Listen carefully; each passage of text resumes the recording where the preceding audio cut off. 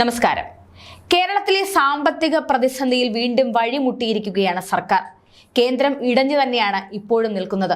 ഇപ്പോഴത്തെ കേരളത്തിന് കടമെടുക്കാനുള്ള പരിധി 5 അംഗ ഭരണഘടനാ ബെഞ്ചിന് വിട്ടിരിക്കുകയാണ് സുപ്രീം കോടതി.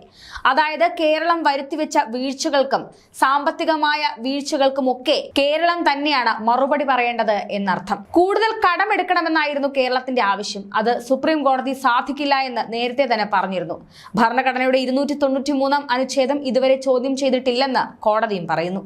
വിഷയത്തിൽ വാദം പൂർത്തിയാക്കി 2023-2024 സാമ്പത്തിക വർഷത്തെ കടമെടുപ്പ് പരിധി ഉയർത്താനുള്ള വിഷയത്തിൽ കോടതി നിർദ്ദേശം അനുസരിച്ച് ചർച്ച നടന്നിരുന്നുവെങ്കിലും കേന്ദ്രവും സംസ്ഥാനവും തമ്മിൽ ധാരണയായിരുന്നില്ല. കേരളം മുഖ്യമന്ത്രിയും അദ്ദേഹത്തിന്റെ പരിവാരങ്ങളും ചേർന്ന് ധൂർത്തടിച്ചുണ്ടാക്കി വെച്ച സാമ്പത്തിക പ്രതിസന്ധിക്ക് ഉത്തരമില്ലെന്നായിരുന്നു കേന്ദ്ര സർക്കാരിന്റെ വാദം. വിഷയം പരിശോധിക്കുമ്പോൾ കേന്ദ്ര സർക്കാരിന്റെ വാദങ്ങൾക്കാണ് മുൻതൂക്കമെന്ന് കോടതി വിലയിരുത്തി. കേരളത്തിന് ഇളവ് നൽകിയാൽ മറ്റ് സംസ്ഥാനങ്ങൾക്കും സമാനമായ ആവശ്യം ഉയർത്തുമെന്നായിരുന്നു വിഷയത്തിൽ കേന്ദ്രത്തിന്റെ വാദം.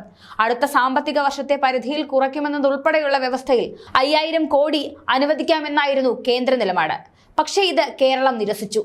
മറ്റ് സംസ്ഥാനങ്ങൾ ആവശ്യപ്പെട്ടിട്ടുണ്ടെങ്കിലും മാനദണ്ഡങ്ങൾക്ക് വിരുദ്ധമായി ആർക്കും ഒന്നും നൽകിയിട്ടില്ലെന്നാണ് കേന്ദ്രം വ്യക്തമാക്കിയിരിക്കുന്നത്. സാമ്പത്തിക പ്രതിസന്ധി മറികടക്കാൻ കേരളത്തിന് 5000 കോടി രൂപയുടെ അധിക വായ്പ വ്യവസ്ഥകളോടെ അനുവദിക്കാമെന്ന് കേന്ദ്ര സർക്കാരും സുപ്രീം കോടതിയെ അറിയിച്ചിരുന്നു. എന്നാൽ ഈ തുക പര്യാപ്തമല്ലെന്നും ഇതിനേക്കാൾ തുക വേണമെന്നും സംസ്ഥാന വിഹിതത്തെ നിയന്ത്രിക്കുന്ന തരത്തിലുള്ള വ്യവസ്ഥകളിൽ വായ്പ അനുവദിക്കുന്നത് പറ്റില്ലെന്നും കേരളം കോടതിയെ അറിയിക്കുകയായിരുന്നു. ഇതോടെ കേന്ദ്രം ഇടഞ്ഞു തന്നെയാണ് നിൽക്കുന്നത്. അതേസമയം കൂടുതൽ കടമെടുപ്പിന് അനുമതി ലഭിക്കാത്തത് കേരളത്തിന് കിട്ടിയ കനത്ത തിരിച്ചടി കൂടിയാണ്.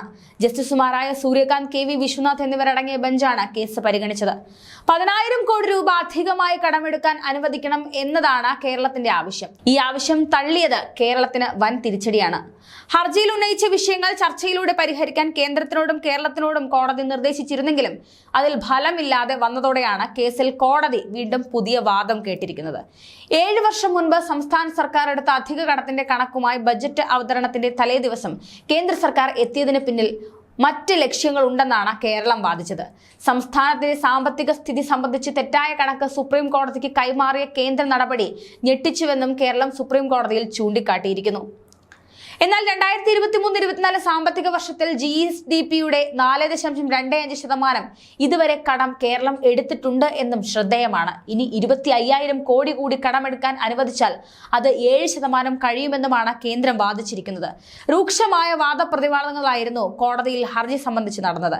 ഈ സാമ്പത്തിക വർഷം അവസാനിക്കുന്നതിന് മുൻപ് ഇടക്കാല ഉത്തരവ് വേണമെന്നായിരുന്നു കേരളത്തിന്റെ ആവശ്യം. എന്നാൽ പുതിയ സാമ്പത്തിക വർഷത്തിന്റെ ആദ്യ ദിനമാണ് ഹർജിയിൽ ഉത്തരവെത്തുന്നത്.